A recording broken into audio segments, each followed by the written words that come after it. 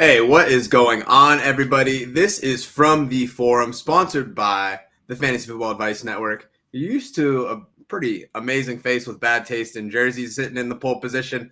He's off today, probably had a hot date with his wife, but you know what it is. I'm Joe Frick with the Fantasy Football Advice Network. I've got quite the crew with me today. I'm going to let them introduce themselves. We got one that's still stuck in traffic, so he'll be joining us momentarily. So we'll go around the horn. Jack, we'll start with you. Where can the people find you? How you doing today? And what's been going on, fellas? It's been a crazy offseason. Yeah, well, I mean, we were talking a bit pre-show. I've gone through kind of my own catharsis this year where we're shifting the channel. We'll be coming back strong in June with kind of a rebranding, going full best ball, only best ball all the time. But till then, you can find all my old stuff at The Worst Fantasy Show. It's just called The Worst because it's got wrestling and fantasy stuff. So it's kind of a bit confusing, but hey, you can watch old interviews and cool stuff. We've had Joe on the show before for a worst interview. So go check that out. That was a time, man. That was a time. There's nothing that can prepare you for something like that. So if you like a different slice of content than what you're typically sipping on, then you're pretty much good to go there. So Tyler, we'll see what you got to say. Let's get you introduced. Oh, jeez. What's up, Dave? Dude, Dave jumps in. Old friend. Good to see you, dude. Wearing the Tigers hat. It's a beautiful thing. What's up, folks? FF Tyler O here. Formerly of JWB, recently got plucked, shifted over to FTN. That's where I'm going to find all of my work. No, I lied. I'm going to get a White Claw. Dude, I love it. Yeah, so everything's at FTN on Twitter. FF Tyler O, stoked to be here, ready to talk some ball. I mean, it's the quote unquote slow season now in the NFL, but at the same time, I'm digging it. I'm digging it right now, man. It's best ball season. It's prospect season. The train never stops. Yeah, and what's great about that, so you said you had this recent switch over. I wish that the rest of NFL free agency was efficient as like your transition from like one spot to the next. As a Steelers fan, this whole Aaron Rodgers saga has really been driving me nuts. I was very thankful today that the Steelers brass did not show up at the Jackson Dart Ole Miss Pro Day, because that is basically if you got Omar Khan, you've got Mike Tomlin there, then it's a pretty good chance that they're going to take that guy in the first round. We passed that test. I'll sleep easy tonight. I guess that's where we'll start as Dave goes and gets his White Claw.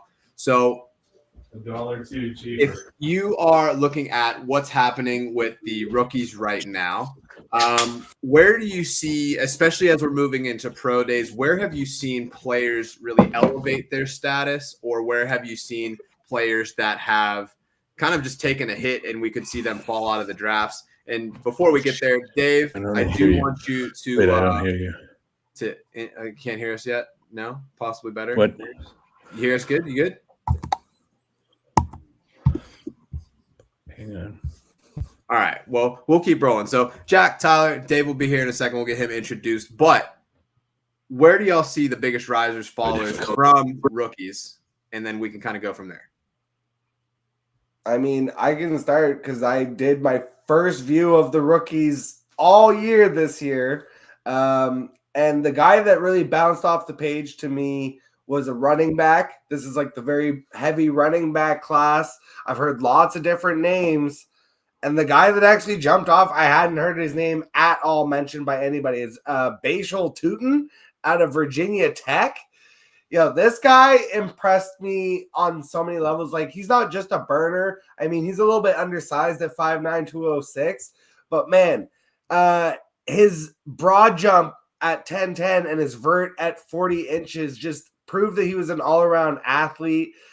He also just looked incredible, like in the Staley drill and in the receiving drills. Like, he looked the smoothest. He had the fastest feet, in my opinion. That's something I always look for in running backs, especially is the footwork. Like, he just absolutely crushed every single possible aspect of this pro day. I think he might go day 2 now because of just how well he did. And considering that you have all these like huge names like the Judkins and the Omari and Hampton and like all Trayvon Hampton, like these guys all impressed as well. but I had not heard of the Tootin' Kid even at all. And honestly, his workout was arguably better than even all of the big names, including Genty, obviously, who didn't work out. All right, so this is a good segue for Dave. Dave, I know you're a big Boise guy, so let them know who you are, how to find you, and what is your take on this rookie class right now? What are you feeling about it? What are you thinking? Who's rising? Who's falling as we're seeing some of this pro day info? I just have to make sure you guys can hear me right now. Can you hear We me can right hear you now? loud and clear. You look great. I hope the White right. Claw is delicious. Sorry, I was having some audio issues, and I apologize. But I didn't. You guys all saw me flip you the bird. I'm really sorry about that. That was rude. But anyway, yeah, of course. I am here in Boise. I live in Boise. And Ashton Jeanty is arguably one of the best athletes we've ever had at this university.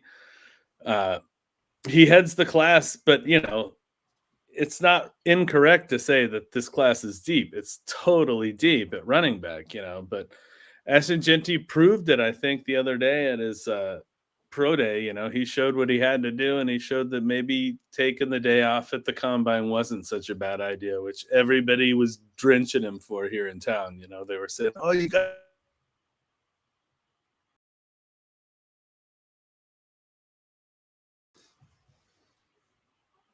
in fact, I think we're going to see.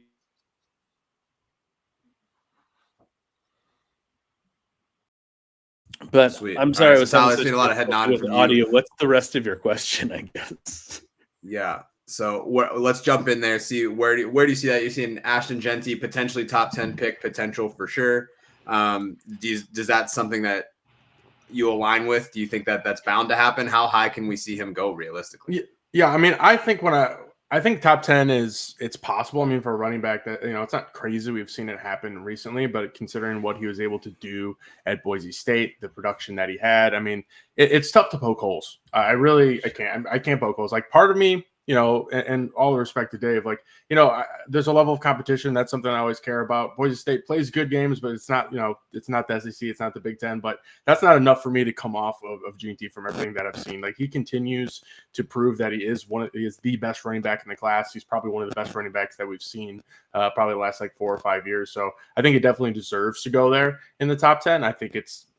I wouldn't say it's more than likely, but if I had to be a betting man, I would say it's possible. One thing that scares me as a Lions fan is if the Bears decide to take that swing at the 10 right there. They're already putting together some really good stuff. They already took our offensive coordinator. The offensive line's coming together. For them to grab Genty at 10, it would be great for fantasy, but bad for my football fandom. Yeah, there's definitely a lot brewing in the NFC North. We've seen the bolt of confidence of what seems for JJ McCarthy. I think one of the cool things that came out this week, they said in an interview with him, like, hey, like, we're not really sure, like, if we've seen the offseason moves, they haven't really picked up on Darnold. Aaron Rodgers, it seems like they're not all that interested. They pretty much named you the starter, right?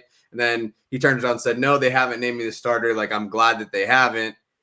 I like to put in the work. I want to prove myself every day. So for someone that's coming in, I'm really excited to see what he can do. Everybody in that rookie class from the quarterback position last year seems to have turned to gold. So he does have that potential to be a value pick going into redraft in 2025. So one of the names I mentioned there, we started talking about it a little bit at the jump of the show. So we have Aaron Rodgers deep in a darkness retreat right now.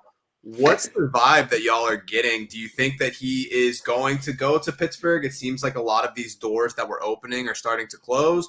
Do y'all see him going somewhere else? What's the vibe that y'all are getting from it right now? It's funny to me because I think I saw that he was considering sitting a year out. You don't do that in your mid 40s, right? That's called retirement. I don't know. I think I think some teams are a bit weird. Like I saw how he played the last couple of years. He's clearly not the guy he used to be. Is he a top 32 quarterback in the NFL? I'm not really ready to write that off as like, that's not true. But at the same time, like there's media that comes along with it. There's baggage that comes along with it. And it's like, do you really want that out of the 28 to 26 best quarterback in the NFL?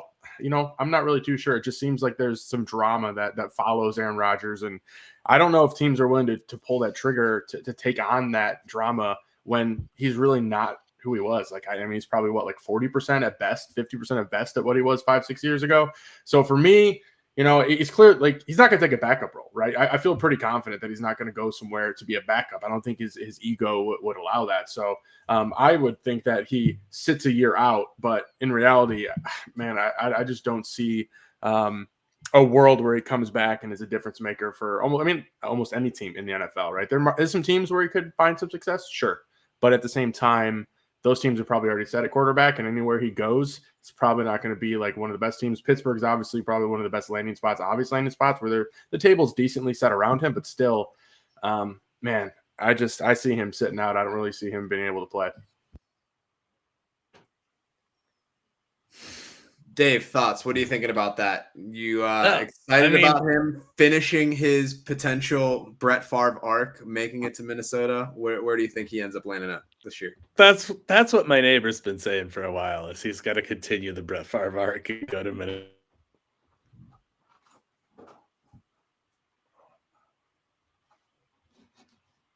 On my notes, but he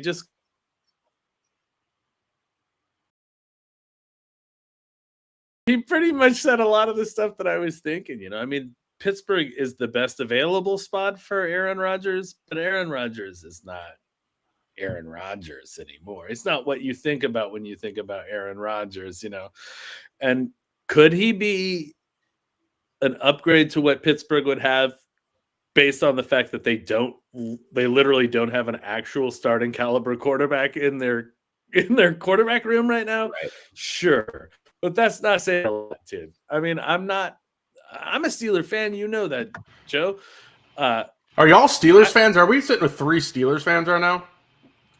Yeah, I think you are. I got some jerseys. We pigeonholed you. But yeah, you know, I've been a Steelers fan since I was a little kid. Terry Bradshaw was my first favorite player.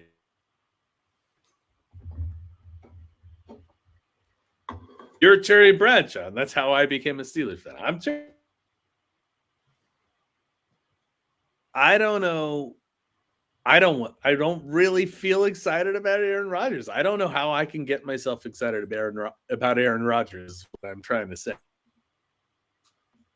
Yeah, it is a tall order for him to come in. I think the biggest challenge that you have here is that, one, he's going to want to run his own offense.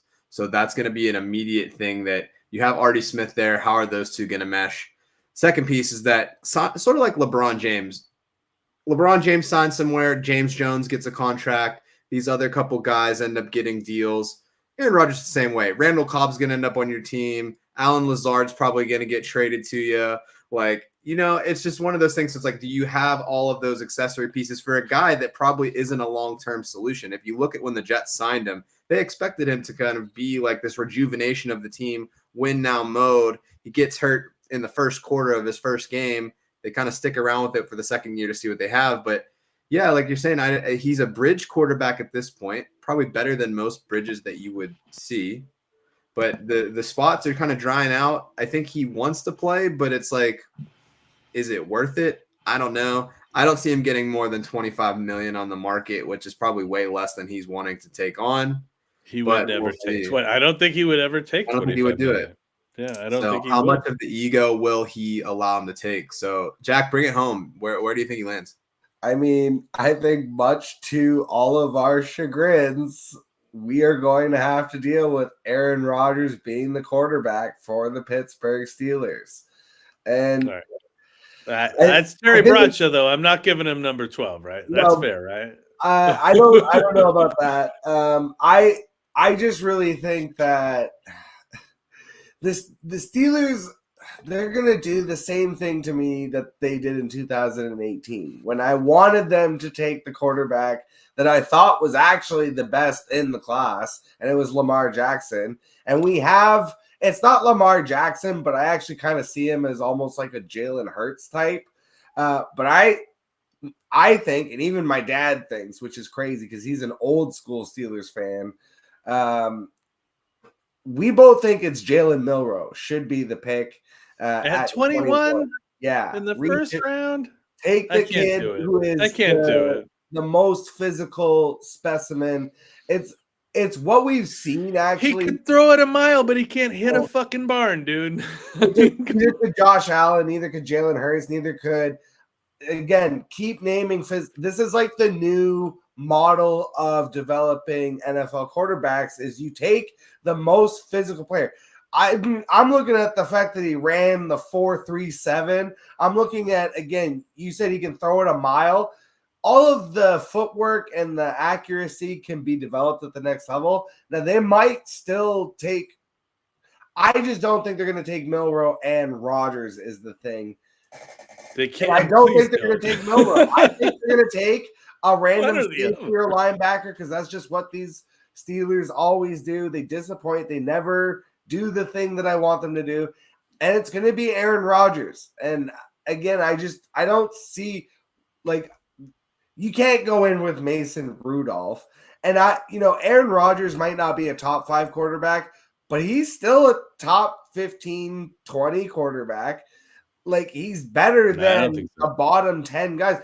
Even last year, even with the numbers kind of inflated, like 3,800, 28 and 11, you can't ignore that. Yeah, I mean, if you look at what the Steelers have had in the 28's last a lot. years, 11's also a lot. What? So 11 interceptions on a season compared to like Jameis Winston, for example, or any other number of quarterbacks that throw 15 plus interceptions a season. Like actually 11's manageable. And I think you take him off the Jets, who are obviously a dysfunctional organization. And this is the thing of why I think it fits too, is because if there is a coach, there's only a handful of coaches in the NFL that could handle Aaron Rodgers' ego. And Tomlin, I think, is one of those few coaches where it would fit because he can keep it in check. I actually just think like if he comes in and plays as a kind of game manager for an Arthur Smith system, which relies mostly on 2 tight end anyways, like they run the highest percentage of 2 tight end in the NFL. It's a lot of run game stuff. Like Rodgers meshes well with the system that they want to run, with the coaching. Like it's actually weird that he fits kind of well with Pittsburgh, except that he's kind of an a-hole. Yeah. So throw Rogan aside. I want to come back to what was being discussed because I think this is a very interesting point, and I think that there's a little bit more of a fantasy segue into this. So one of the things that you mentioned, Jack, is that you think somebody like a Milroe could be in play for the Steelers at 21. So if we're looking at the board of Superflex drafts right now, so you have Genty, Tet, a lot of questions about what's going to happen with Travis Hunter and what position he's playing.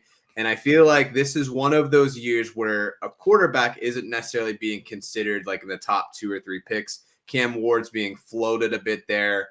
If you see someone like a Jackson Dart, if you see someone like a Milroe get first-round capital in the back half of the round, how does that shift the way that y'all are approaching going after them if you are willing to go after them in a dynasty format? Excuse me. Sorry about that. I mean, I'll just tack on to the Milroe point.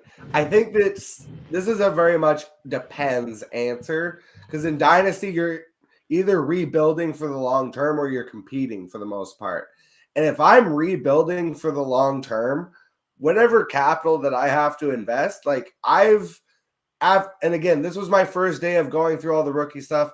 I've identified Jalen Milroe as my guy. I think out of the quarterbacks, regardless of where they get drafted, even if he slips to a day 2 pick, I think in 5-10 years, we're going to look back and say, oh, he was actually the best quarterback in that draft.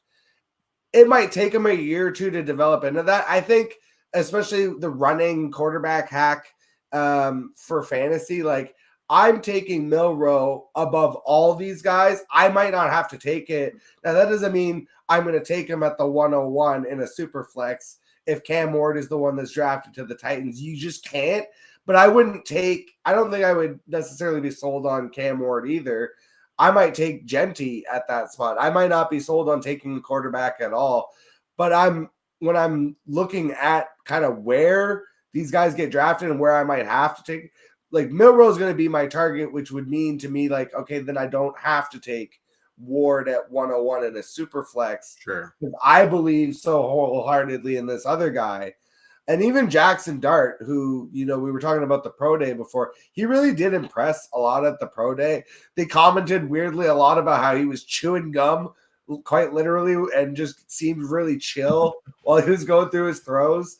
And I think it does kind of display some of the mental acumen and how he is more of like a traditional pocket quarterback. And I think a lot of NFL offenses still value that incorrectly because, again, like I was discussing, I think Milroe is the hack. It's the Josh Allen hack. You take a guy who is just the most physical and you develop him into an NFL quarterback. No, for sure.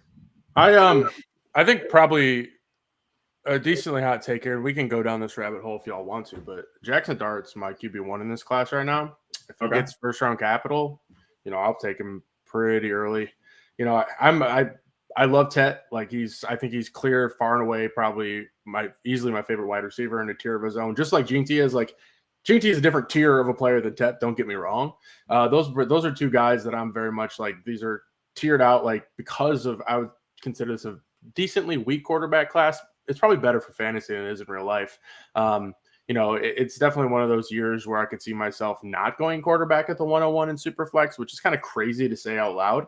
But at the same time, it really depends on the structure of your team. But for me, Jackson Dart getting first-round capital, I'm kind of banking on it, to be completely honest with you. And I think one of the things that really stands out, and I think Jack did a good job kind of teeing it up a little bit, is the rushing. I mean, you look at Jackson Dart, I think he – in his last 3 years as a starter, he averaged 500 yards rushing every season, right? So he can scoot. Like he's not like a rusher like Milroe. Totally understand that. Right. But he's way more of a rusher than Sanders is, way more of a rusher than Ward is. He's kind of going to – I think he has ability to get you that kind of floor of like, yeah, he rushes, 30, 40 yards a game. Could easily see that happen. The guy can move. So I think there's value there as him adding value as a rusher. And in fantasy, you either have to be, in my opinion, an elite passer that doesn't rush, or you have to have at least a decent rushing floor to like have pretty good value. And I think Jackson Dart can get that. And if he gets that opportunity at the first round draft capital, he is a guy that I could easily see myself drafting early. And then to talk about the Milroe thing,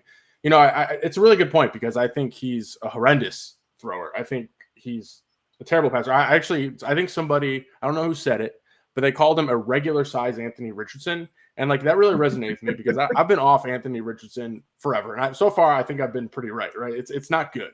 And I think that's kind of what you could expect from a passing lens. He would kill the wide receivers, might be able to prop up one guy. But if he gets the opportunity and he starts, I do think the rushing could be there. So it's a really interesting opportunity. Does Milroe sneak into the first?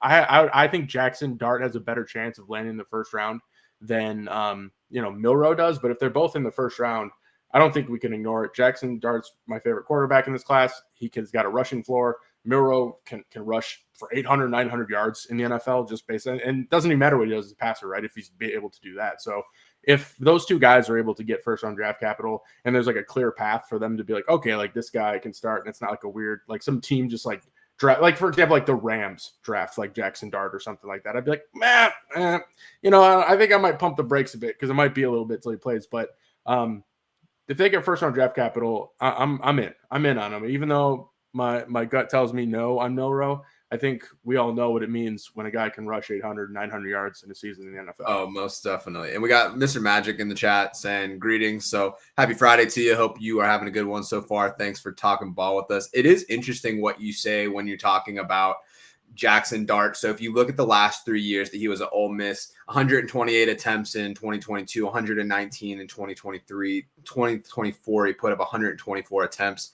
Even if he's not running at a large clip, he does keep it honest. He does have that mobility. So I do have interest at that point. I am not a big Jackson Dart fan. I don't think that I caught that from the beginning. I don't think I'm a fan from like a dynasty perspective, but if he is going to have like a good opportunity in redraft somewhere, that's where I would see it more.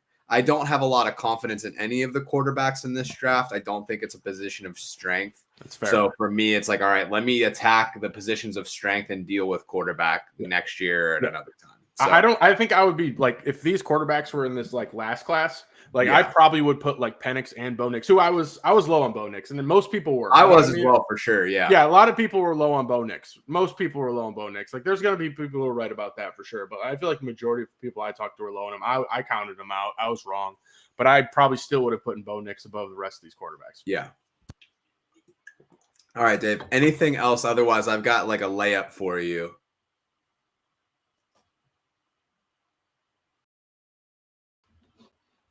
Can y'all hear him, or is that just me?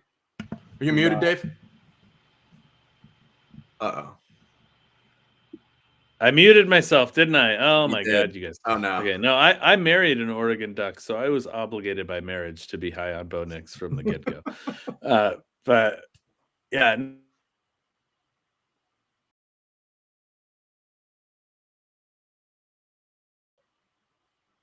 Another quarterback pretty damn soon. You know, that's how it's going to go for you. All right, so Jackson Dart. Jalen Milroe in the first round is ludicrous, if you're asking me. But, yeah, no, I don't like any of them in the first round. Yeah, I would be shocked if Milroe goes in the first. It gives me a lot of feelings of like the Malik Willis hype when it was like him and Kenny Pickett that year, where it's like, oh, yeah, Malik Willis, top 10 quarterback, like for sure, bro, for sure. And then it was a third round thing. So the league got it right. The league got it right. Yeah. Dude, I'm Mr. Kenny Pickett, and I knew we shouldn't even have drafted Kenny Pickett, and they were talking about taking Malik Willis instead of Kenny Pickett. I mean, shoot. All right. So before we jump into another question from the chat, I just want to show some love. Liz, what's up, man? Hope you are doing good. You'll see this guy at the Fantasy Football Expo. Does a whole bunch of work for intros and all that stuff. Really great resource. So if you're not looking at his work, and you need to do that because he does a lot of super cool stuff. So Mr. Magic has a question here. So fill in the blank. Ashton Jeanty will finish as a top blank running back in fantasy. This year's top 10. Easy.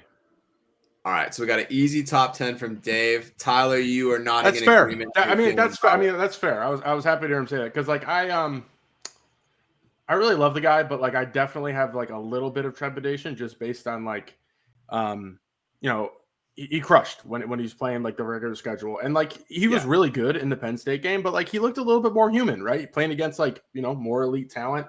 Was like 30 for 100 or something like that. Definitely not a bad game. Like he wasn't bad, but like I'm like, is he going to be that electric at the next level? I have some, like I'm held back just a little bit from that, but I think that top 10's like a good spot for him. Like, you know, talking about that range of like, you know, Breece Hall, probably like, you know, Josh Jacobs range, like on that cusp of you know, kind of running back one. I think, you know, top 10, sure. I'd be going on the lower end of that. He's probably going to settle in my early redraft ranks around that kind of like 9 to 12 range. And I think that's really fair.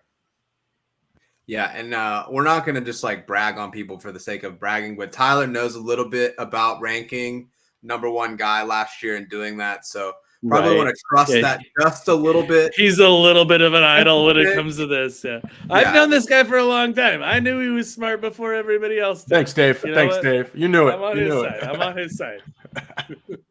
Yeah. All right, Jack, what do you think?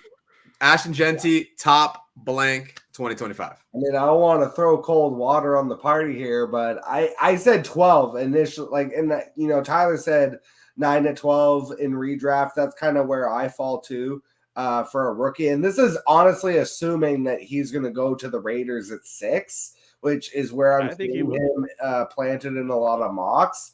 So if he gets that top 10 draft, but we saw this with Bijan, like literally Bijan, and I see Ashton Jeanty as like Bijan light, which is a very like that's a big compliment to Genty, honestly.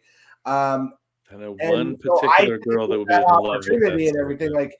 Yeah, I mean, Dynasty, I'm very interested in Genty, but I just think in redraft, and this happened with Bijan where he got pushed up too much that first year where he was going like high mid first round in redraft leagues, and I was like, nah.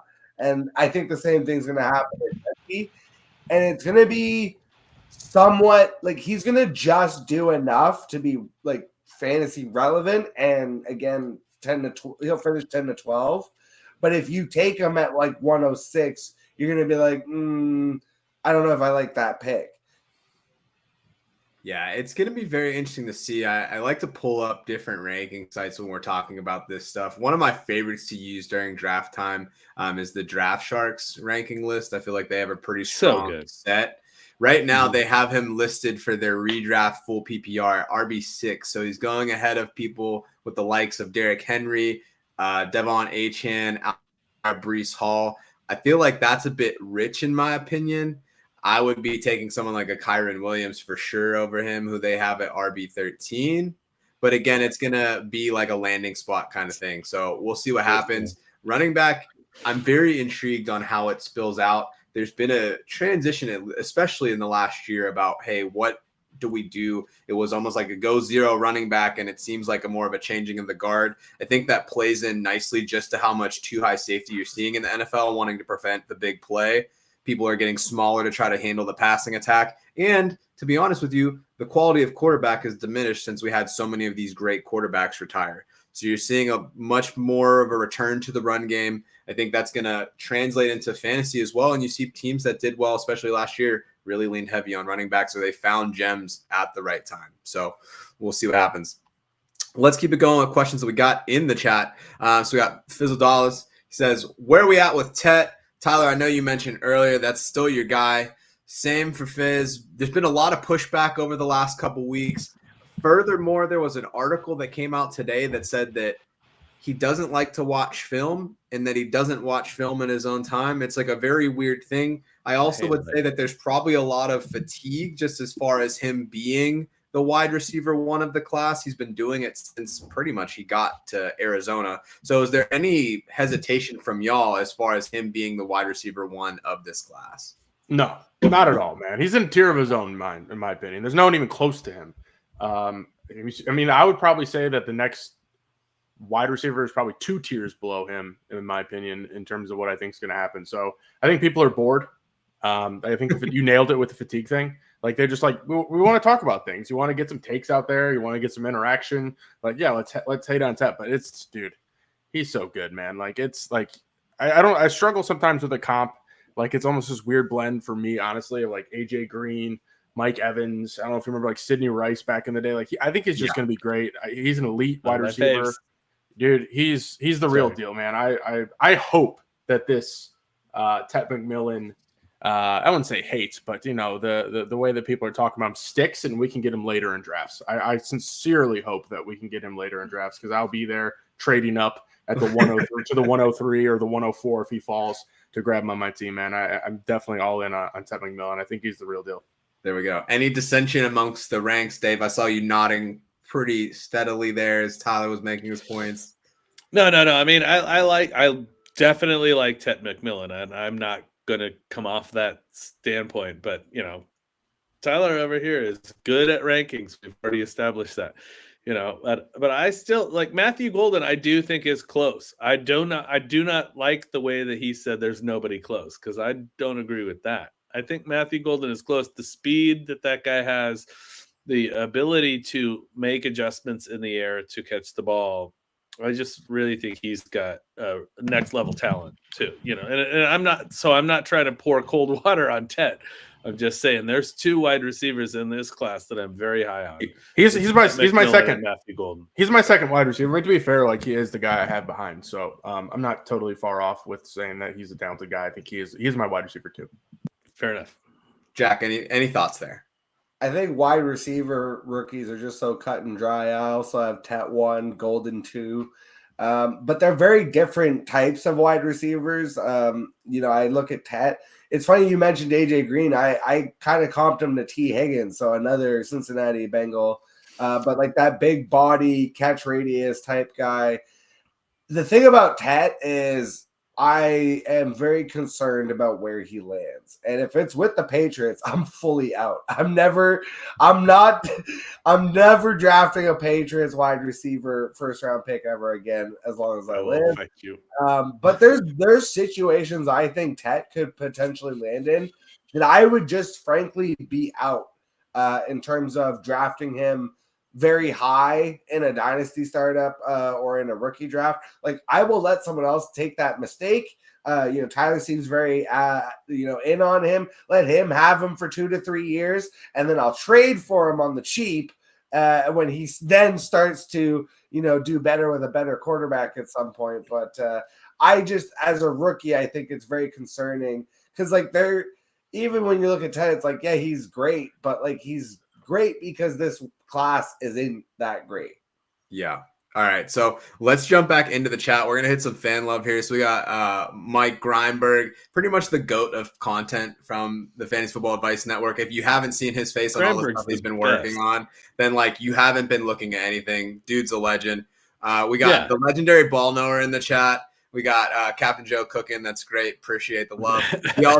We got Tyler spitting facts, fire emoji. Just keep it hot. Let's go. But Tyler's I do have a couple of comments that I do want to jump back to. This is something that I think is pretty relevant to the conversation. So we have an interesting dynamic where we have a wide receiver / cornerback who could potentially be playing wide receiver. I'm with Chev here. Travis comes out. You find out on draft night he's playing wide receiver for X team.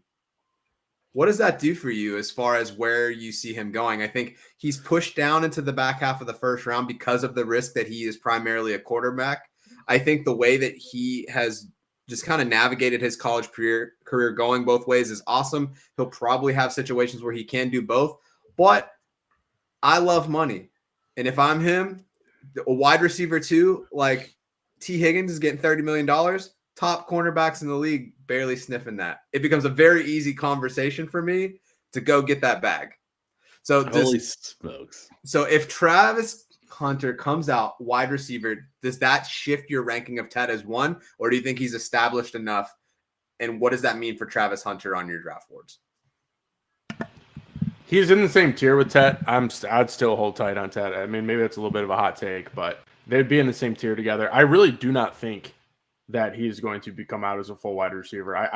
It's kind of like the Jimmy Graham thing. Remember how like he was a wide receiver, but they kept him as a tight end because it's a cheaper and it's a better situation for the team. Like, even if you're going to use him as a wide receiver, you're going to draft him as a corner. You're going to say he's going to play corner. I don't think it would be easy to be like let's put it this way. He's not playing both ways full-time in the NFL. I don't, that's just not happening. I really don't think that's possible. And if you're going to do something, you don't do part-time corner and full-time wide receiver. I don't see that as being something that's going to work or going to happen. But can you do full-time corner with part-time wide receiver, certain packages? That's plausible. I think that can happen. So, for your hypothetical, he would be number 2, same tier, top tier as Tet. I would go Tet over him. I'd probably favor him a little bit. But at the same time, man, I think it's unrealistic to think that he's going to be in a world where he's just a full-time wide receiver and like doesn't play cornerback reps. I mean, I haven't seen anything to even suggest that that's going to happen either. So like it's a really tough eval for me. And I guess I'm kind of taking the stance in my ranks. And now until I get something super concrete that, he's a guy that's just going to be a part-time wide receiver. And for fantasy, man, that's just not something that I can bite on. Yeah. All right. Good deal. All right. So I've got a 2-parter with comments that we've had. So we got Chev in the chat, Chip Kelly, Genty feeding families in 2025. We love to see the families eating, but we also had a question in the chat. Where other potential landing spots do we see besides Vegas for Genty? I know that y'all brought up the Bears a little bit at the 10 spot. Where else do we see that potentially happening? Can I jump in first? Yes, you can. Because if Vegas passes on him, it's Dallas, and there's no other option. Dallas isn't going to pass on him, so it stops there. That's what I think. Yeah, I think Bears at 10, and then I think top of the line Raiders. He could fall to 10 to the Bears, and I don't think he gets past Dallas either. Not in Jerry's world, man. He's not passing that up. There's just no chance. It is interesting. I mean, they signed folks in the offseason, but they weren't long term. They weren't big money. So they're not gonna have any holes to start the season, but they definitely don't have a long-term solution. I do wonder with Zach Martin retiring, the depletion of their offensive line, which was such a strength for so many years. Do they have the luxury to take a running back at that point when they only really have a 1 wide receiver, a tight end, and then $50 million man, Dak Prescott? Like, I feel like running back It would be a very Jerry Jones thing to do, but will Jerry protect himself from himself? Genty's family's in Dallas. He doesn't want to move them. He wants them to all stay there. I'll throw a monkey wrench in because you kind of mentioned weaponized incompetence from some of these organizations, and bad organizations make bad moves. What if the Panthers at 8 decide, hey, this Brooks guy we drafted is basically dead in the water. Why don't we take Jet? I'm just saying that would be a hilarious thing if they took Genty at 8, the Panthers. And John Arrington's head explodes. Yeah, I would. It's definitely plausible. I mean, you're not wrong about that. I mean, it's on the table. It's on the table. All right, so yeah, I think it's gonna be interesting to see. Another one that not a lot of people are talking about that I could potentially see is the Saints. I think they have more pressing needs, but with Kamara getting up there in age, they haven't really seen a lot from the other options that they've had as more of the thunder to the lightning that is Alvin Kamara. But let's transition a little bit. So Mr. Magic has a question. The Saints connection is Kellen Moore once Ashton Jeanty. Boise State legend, once Boise State legend. Hey, game recognized game. So a little ranking exercise for y'all. PPR redraft. Give me your 5. I'll give you a minute to think about it. We'll go to commercial break. Puka, JJ, Neighbors, CeeDee Lamb, Amon-Ra St. Brown. So before we answer this question, if you don't know, this show is sponsored by the Fantasy Football Advice Network. It is the social media platform for fantasy football. So if you're not on there already, make sure you sign out, check that out. A lot of cool stuff, a lot of cool content, getting questions like this, having things happen so that when you have different things going on in your fantasy world, that you have a focal point to go to. So we're going to show you a little bit what that looks like. We are here. FantasySportsAdvice.com, offering the best fantasy sports social media platform. Why join endless Discord communities or the trolls of Reddit?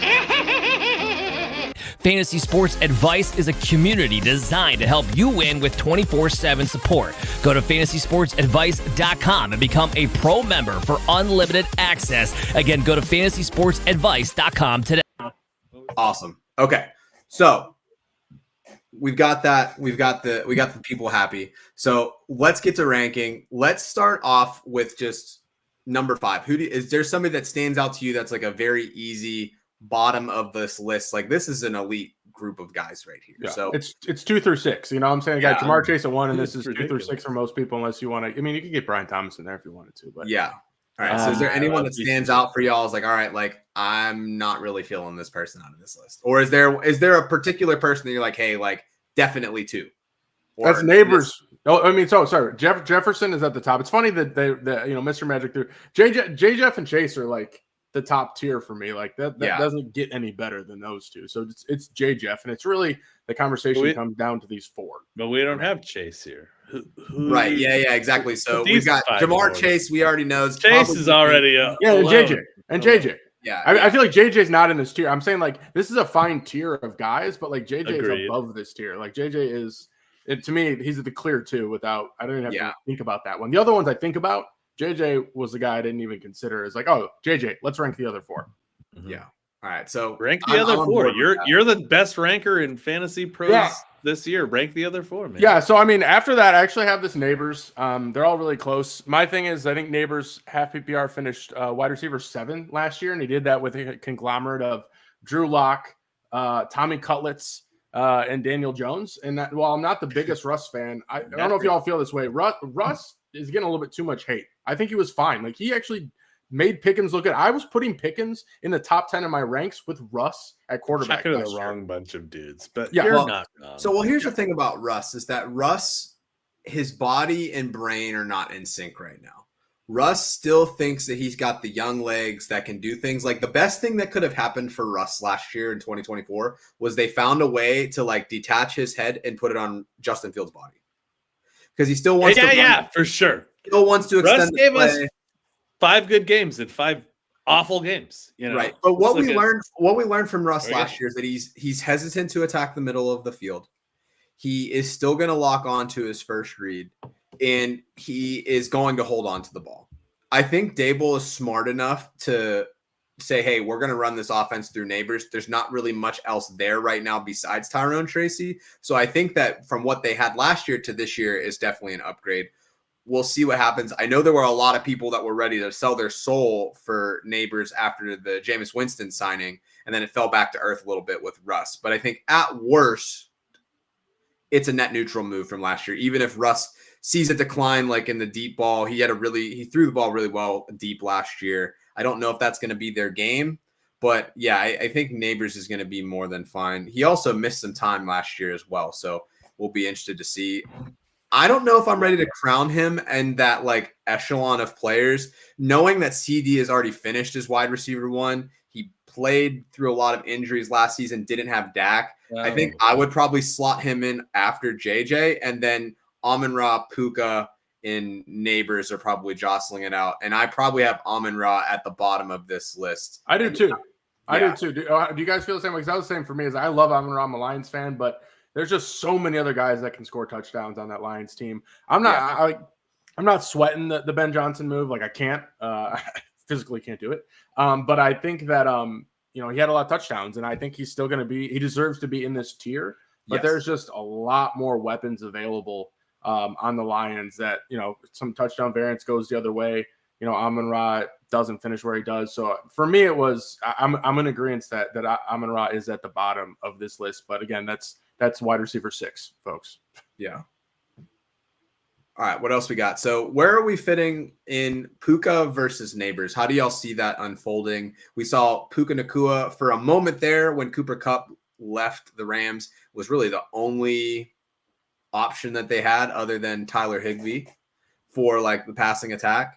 But now they've added Devontae Adams, signed him. So R.I.P. Demarcus Robinson. yeah, I'm just kidding. I'm just kidding. and then you've got Neighbors, who obviously pretty much, talent pool of his own in New York. He's got Slayton. He's got a couple of other options, but nothing really challenging targets. So let's talk about those two for a little bit. Jack, I'm going to start with you. How do you feel about Puka, Neighbors? How would you split those two up? I mean, for redraft, which is what the ranking was, I actually have Puka ahead of JJ. So I would have Puka, JJ, PD, Neighbors, Amon-Ra. So I think I have pretty much the same as everyone, except that I have Puka and JJ flipped. And to me, that's because of the quarterback situation. I'm not as big a believer in JJ McCarthy as other people. I think that, the Larry Fitzgerald season potentially that people were worried about last year with Sam Darnold and Jay Jetta could rear its head this year, because it's if McCarthy's not the thing, then all of a sudden you're looking at a bunch of probably no-name backups, and there's not even any good ones available on the market right now. When you look at the Giants are gobbling up Russell Wilson and Jameis Winston. So it's like, I think there's actually a lot more risk to Justin Jefferson this year than people might be acknowledging, because of the success of Sam Darnold last year in this coaching system. And it's like, yeah, okay, but if you end up with nobody, you might be having a John Skelton year or whatever. So I think Puka, because of the situation, it's McVay, it's Stafford, it's the Rams. They're bringing the gang back. You replace Cooper Kupp with Devontae Adams. I don't see, and they even lost Demarcus Robinson. So it's like, I don't see any reason that Puka changes. Yeah. And I do think I see a little regression for JJ. So that's the only reason I have them flipped. And it's like, as much as I love Neighbors, the Giants are a freaking clown circus. So it's like, of course, I'm going to have him ranked a little bit lower. Just, I tend to really value the teams around these guys. When you're separating between the uber elite talent. I'm going to base it on how bad is the team around him and the quarterback throwing him the ball. So that's why for me, I had Puka a little higher, but I would have Puka ahead of Neighbors still. And real quick, I just want to throw this out there before we kick it to Dave. Do you have any concern about that lingering knee issue that he had throughout the 2024 campaign? Jack, that's for you. For McCarthy? Yeah. I mean, Are you talking about Puka's knee? Are you talking about Puka's knee? Yeah. Oh, Puka's knee. No, but he just always plays through injuries. So I mean, that's that's like part of his repertoire at this point is like he's always going to be a little bit banged up. And you just have to be able to live with that aspect of his game. Yeah. And then you also know that he's going to retire by the age of 30. So sell him to me now on the cheap, right? Yeah, it's definitely not like, again, in Dynasty, my rankings there would have been way different, obviously. But like specifically in redraft, like for this upcoming season, I would be more in on Puka than Neighbors. Sure. Dave, what do you think? What's the split? Sorry, that was a little neck crack move. That wasn't a weird move. I was just, my neck is, I'm an old man and I get stiff. But now, honestly, if we're talking about these 5 guys, and y'all are going to make me sound stupid because, like I said, I'm in the big brain room here, right? Y'all are smarts. But I like Neighbors more than any of these guys. Okay. This year, I want Neighbors the most, dude. I mean, it's not about the quarterback talent. I know that, like, Jamar Chase, who's not officially on this list, has the best quarterback talent. Like, we're not, like, nobody's going to say any of these other quarterbacks are better than Joe Burrow. But I'm not worried so much about the quarterback talent of the 5 players we're talking about right now. Malik Neighbors is a unique, special, talented dude. And he's going to have an incredible career in the NFL. And if you don't have him on your fantasy or on your dynasty rosters right now, you're going to wish you did. He's going to have a great career. I think of these 5 guys on this list, I think he's going to have the best season this year. I know it's going to be Russell Wilson or Jameis Winston. I don't care because both of those guys have big arms and they're going to get it downfield. And that's what Malik Neighbors thrives on, is running under a big pass. You know, this guy's going to catch deep balls from. Yeah. Or Shedeur Sanders or whoever, you know, throw that name out. Neighbors is going to succeed in spite of, I don't know what I'm trying to say, regardless of the quarterback talent. Yeah. All right. So one of the things that's been kind of popping up in the chat is Brian Thomas Jr., electric rookie season. The rookies last year just really showed out from the wide receiver room, which is funny because the one that was the safest of the bunch, Marvin Harrison, not even being talked about even in year 2 in this conversation. But would Brian Thomas Jr. slot in above any of the guys that you have listed? Do you think he's in that separate tier? I probably have him in the next tier below these if I was thinking so, but he's not far behind at all. I still have a lot of faith in Trevor Lawrence. I think they'll figure it out with the new kind of coaching regime that they have. So what do y'all think about BTJ? I have him above Lamb and Amon-Ra. Like, I was the BTJ guy last season. I had him 3rd, and even that I thought was being conservative only because I was counting the generational talent of Marvin Harrison Jr. and the fact that Malik Neighbors exists. But I was so in on Brian Thomas Jr. Like, I have so much Brian Thomas Jr. in redraft and dynasty last season, and it helped me win multiple championships. So yeah, I was all over BTJ. I think, again, it's just like he was a guy that I was like, oh, he's just a dude. Like, he is just a guy that's just the way Mike Evans was able to kind of just put together 1,010 every single year. I was like, oh, BTJ is that kind of guy. Of like, it almost doesn't matter, you know, and you give him a quarterback with any talent, like, it's going to be ridiculous. And it's like you said, I still think Trevor Lawrence is a talented quarterback. I don't think he's the greatest quarterback that's ever played the game the way he was promoted when he was being drafted, but I still think he's good. So I think BTJ, I'd have him right there with Neighbors. You could honestly flip the coin on them two.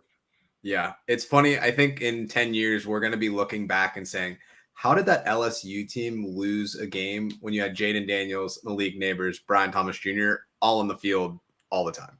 And that just speaks to how tough that defense was that year for LSU.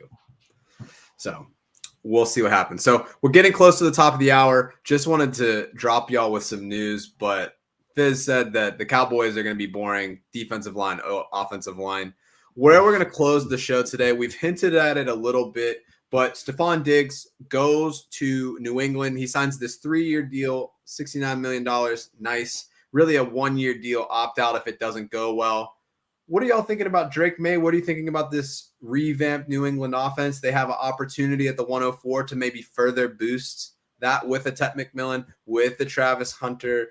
Where do y'all see this offense evolving? Is there anybody on that team worth a ride in fantasy redrafts for the coming year? Oh man, I love this offense. I love this New England offense with the addition of Stephon Diggs. Like, maybe I'm the stupid one. Again, I've said before, I'm in the room with the big brains here, but I love this offense, and I love my man. I've loved him since day one, and I'm on record again and again. I love Ramondre Stevenson because of this, because the passing threat in New England is going to be more legitimate.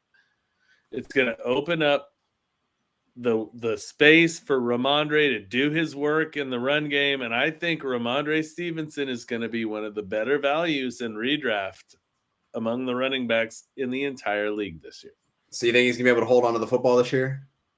Oh yeah, 8 fumbles last year. You think he's gonna fix it? Fumbling, yeah, I get it. No, I don't think that's going to be a continued problem. I think he's going to hang onto the ball, and I think he's going to thump because Ramondre is a thump guy, and he's going to. I saw an article yards after first contact. I saw an article that did a historical look. It was talking about Ramondre Stevenson. It was the player that led the league in fumbles in the previous season. Like, the most that they had the next year was like 2. So right there you go. He'll figure it out. So what about fumbleitis is kind of a mystery. It's not a real thing. You know, you struggle with it, then you learn to deal with it. Hopefully, you know. But. Tyler, what about you? Is there anybody in New England that's piquing your interest? You know, I'm generally in on Diggs. Like, you know, I think 100 catches, 1,000 yards, maybe like six touchdowns was in reach. Like, he's not the elite guy he was before, but like, if Diggs is sitting there in like a pretty fair spot, I'll be honest, I haven't adjusted my ranking since the signing yet. I got to do that. But I'll have interest in Diggs. Certainly. I mean, definitely don't think he's washed. I'm not as in on Ramondre as Dave is, but I think he can be fine. I mean, I think for me, it's Drake May. You know, I think he's definitely like a fine option in 1 QB leagues. If you wait till the very end, definitely still like him in your Superflex leagues. He does have that kind of rushing upside to him. I mean, Hunter Henry will always be probably one of my favorite streamers every single week. If I need one on the waiver wire. Yeah. So, I mean, like, it's better. I think it has an ability to be, you know, at least an average offense with the way things are kind of shaking out right now. But I could see myself rostering a decent amount of Drake May, decent amount of Diggs, probably some Hunter Henry if I absolutely need to. And I mean, it's ascending, right? But it's really had nowhere to go but up.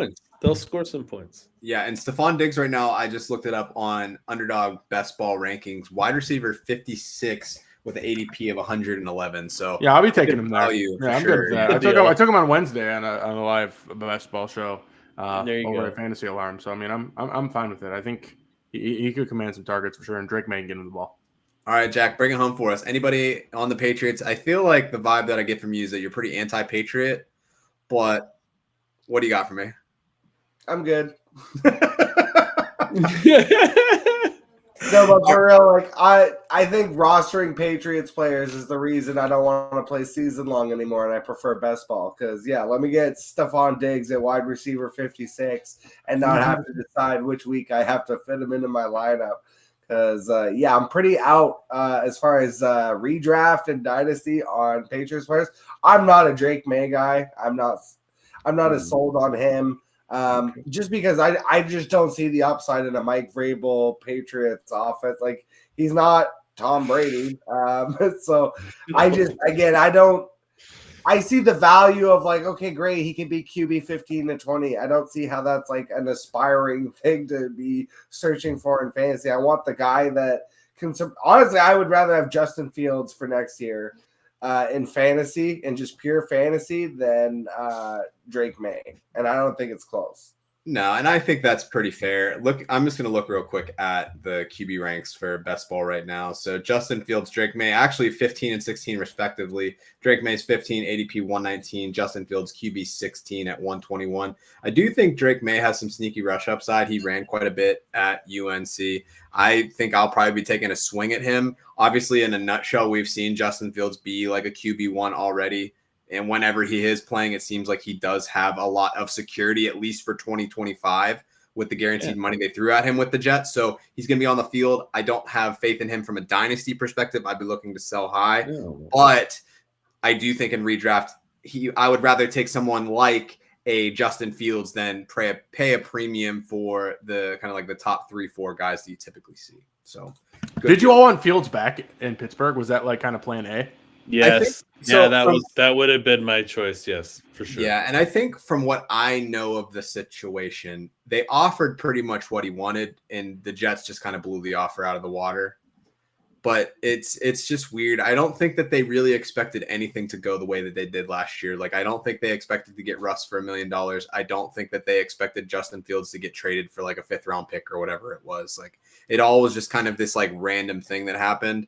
But I don't think that they viewed him as a QB1 like long term. It was just like, all right, you're a bridge, we're going to give you bridge money, and he's not going to ever view himself that, which I would expect a professional athlete to be like, yeah, I'm good at this. No, that's what you're right about. Yeah, I wanted them to give Fields a 1-year prove it deal and then draft John Mateer next year. That's what I wanted the Steelers to do. There you go. There's still time for the second half of that. All right, guys. So we have been going at it for about an hour. So I'm going to let y'all get on with your weekends. Before we drop off, first, I just want to say thank y'all for having you on the show. Always fun chopping it up, talking ball with y'all. The other thing that I think is also really important is to let people know where we can find you so we can help see your content, support your content, and be involved with that. Because I think one of the best parts of this community is being able to learn from other people. So we'll start with Jack, go around the horn. Let us know what shows you're doing, where we can find you, whether it's X, Blue Sky, Facebook, Smoke Signals. What do you got for us? Well, I'm not doing anything right now. Actually, I'm on full hiatus through the rest of other sports. I'm even in golf right now in these best ball streets. Yeah, you have a different level of sickness if you're playing fantasy golf. So, like, the fact, you're not on a hiatus. You're trying other things. Yeah, I'm just fully in these best ball streets, basically, for other sports is what it is. So I'm on a football hiatus, but you can find all my old interviews that I did, which were great, the worst interviews. We've had Joe Frick, we've had all kinds of great content creators in the space on the show. So if you guys want to go hit those up, I would appreciate that. Again, it's Worst Interview, and it's under the banner of Worst Sports Channel. You can find it on YouTube. Watch it. All right, Tyler, go for it. Yeah, I'm on Twitter, Blue Sky FF Tyler O. You can also find all of my work at FTN this season. Pretty straightforward. Sweet. Awesome. Dave, close it out for us. I'm simple too, dude. It's Dave Fantasy on Twitter. It's Dave Fantasy on Blue Sky. 4 for 4 Let's Be Right articles for them. So if you want to hear what I actually have to say, you can see it there. But everything that I write is linked to my own personal social media channels.